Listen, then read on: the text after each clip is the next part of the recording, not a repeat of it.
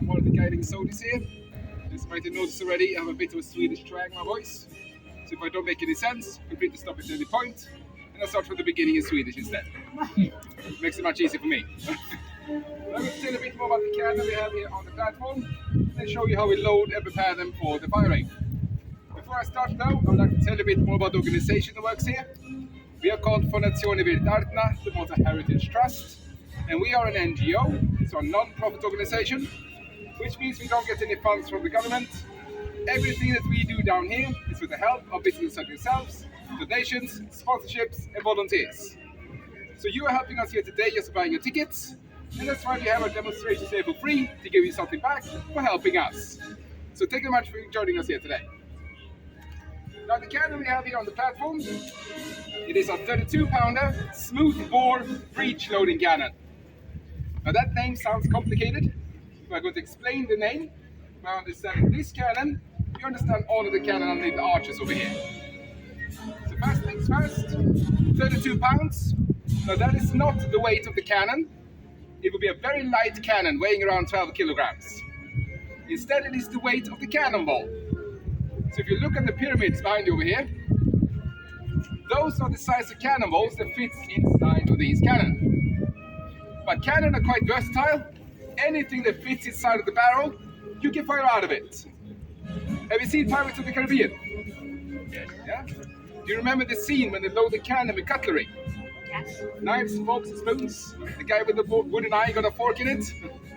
We actually have reported soldiers doing this back in the days. They ran out of cannonballs and they loaded the cannon with everything that they could find. There could be cutlery, rocks, gravel, sand, glass, nuts and bolts, cats, anything that fits inside of the barrel to turn the cannon into a massive shotgun, hitting everything standing in front of it. But the cannon was designed to fire 32-pounder cannonballs. Now, next part of the name, smooth bore.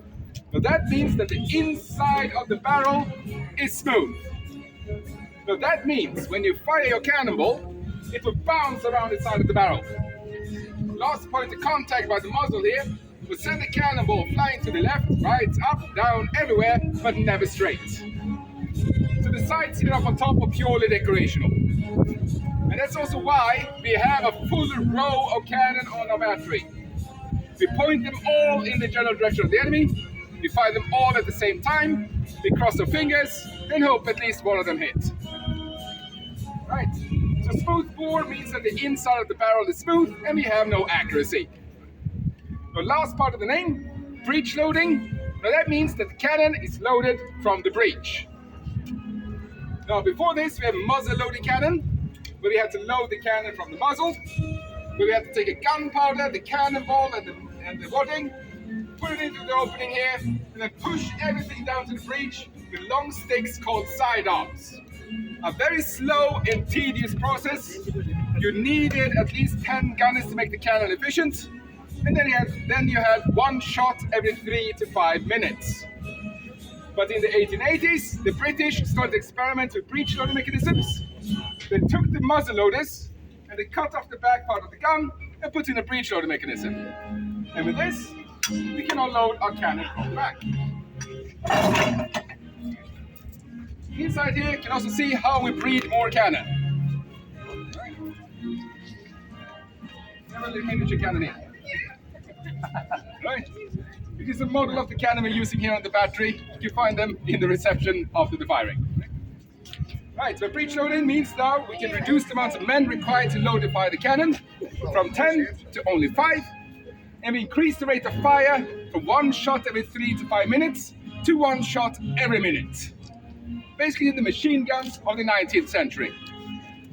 But what you win in rate of fire, you lose in range. Some of the energy from the exploding gunpowder leaks out through the back. So you cut the range in half, from 1,000 yards to 500 yards.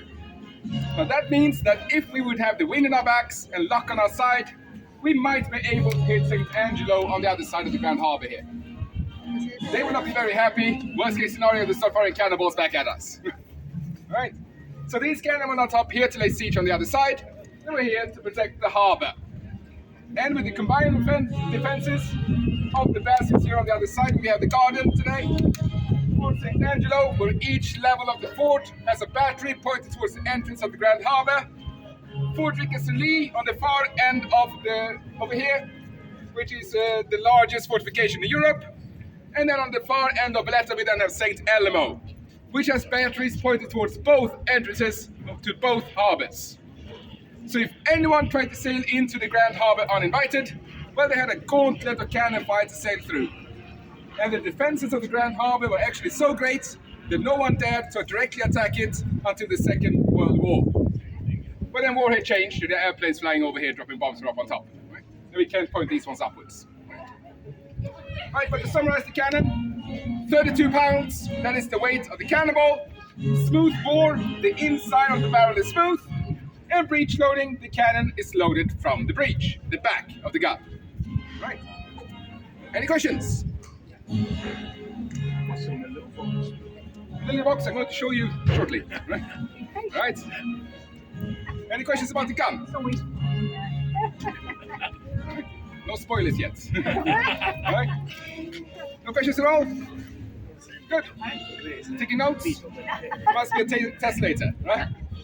Right, so, in that case, when you joined an artillery regiment back in the days, you cannot load and fire these cannon as you pleased. You needed to learn the step-by-step instructions in how to load and fire the cannon safely. Why? Well, you can imagine, if we have a full battery of cannon, all firing at the same time, your gunners will be half deaf and half blind of the smoke and the noise. Then, take also into consideration the adrenaline inside of these gunners' bodies when the enemy starts firing cannonballs back at them. It was very easy to make mistakes. One of these mistakes was that you missed the fact that your cannon didn't fire. And what happens then if you load it with a second cannonball, more gunpowder? Well, if you're really unlucky, it's not a cannon anymore. It's a massive bomb standing right next to us. Now, the officer in the back, he doesn't really care about the lives of our gunners. We are very easy to replace. I can take any one of you here today, train you, and tomorrow you can fire the cannon. But the cannon will take months to make a new one over in England and ship it back here to Malta. So the gunners need to learn the step-by-step instructions by drill. The same movements repeated over and over again until it became second nature, so they would keep the cannon safe. And then as a bonus, themselves. Right? So, the first order they would receive once they're taking their positions out by the guns is to clear the vent and search the gun. They would grab the prickers, which are made out of brass. They will stick down to the vent and make sure we have a clear channel down to the breech. Once that is done, we can then open up the breech. And then take a look inside. Make sure there are no secondary charges, no sabotage from your enemies, no cats or kids hiding inside there. If there is, clear out the gun before you load it. And that will be our next order, load. Now in our case, for ceremonial purposes and for salutes, we are not firing cannonballs. As I mentioned, the knights over there will not be very happy. Just imagine if you were welcoming a ship into the harbour, they don't feel very welcome if you fire a cannonball at them. So for salutes, they will fire blank charges, 1/2 kilogram of black powder to make a nice big boom and a lot of smoke. And it will be loaded inside of the cannon in a cloth cartridge, which we bring out here on the battery before the firing. So we put it into the breech and align it with the vent on the up on top with the help of the pricker. When it's in the right place, we stab the cartridge into place, so when we close the breech, the gunpowder doesn't move around. The cannon is now loaded. Next order is then to prime the cartridge. You grab the pricker once again, stab the cartridge inside, get more oxygen inside there to help with the ignition process. And the pricker then goes back into its place. Our next order is then to fuse the gun. Now we have our box here. Inside of this box we have our trigger, which is a mechanical trigger. Powerful spring inside here, hammer up on top, and a hole here for a fuse. In the back, we have the trigger itself, release the trigger, and the hammer slams down on the fuse hole.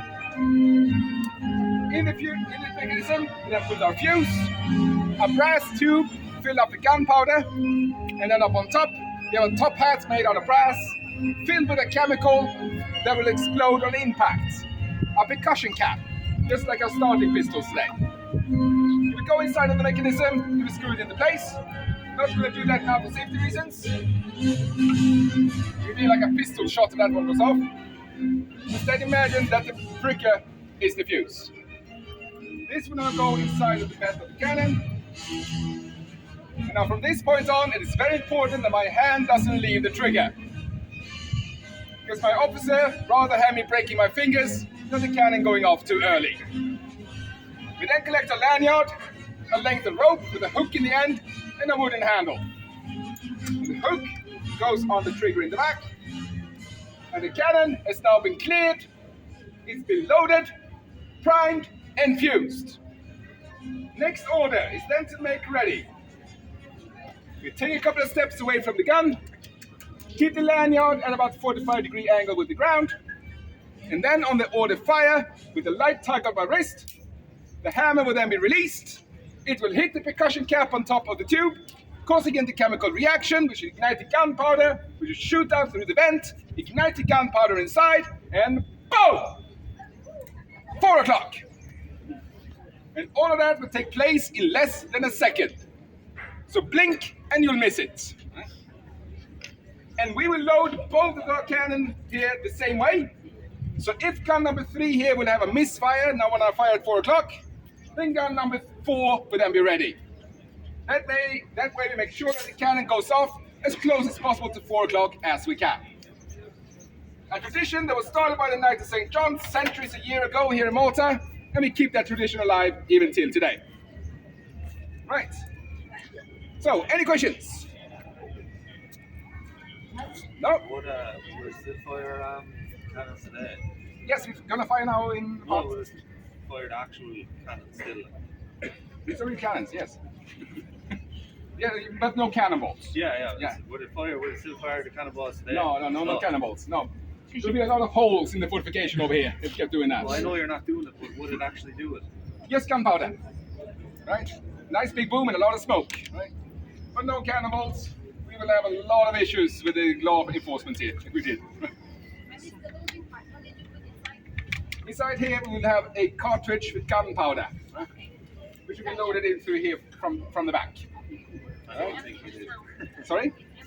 Now it's empty, yes. Right, we're going to bring out the gunpowder here shortly. Right, any other questions?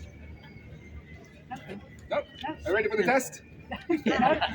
Don't worry, there is no test. But this brings us to the end of my presentation out here. Okay. I will still be out here if you have any questions, you want to take some pictures.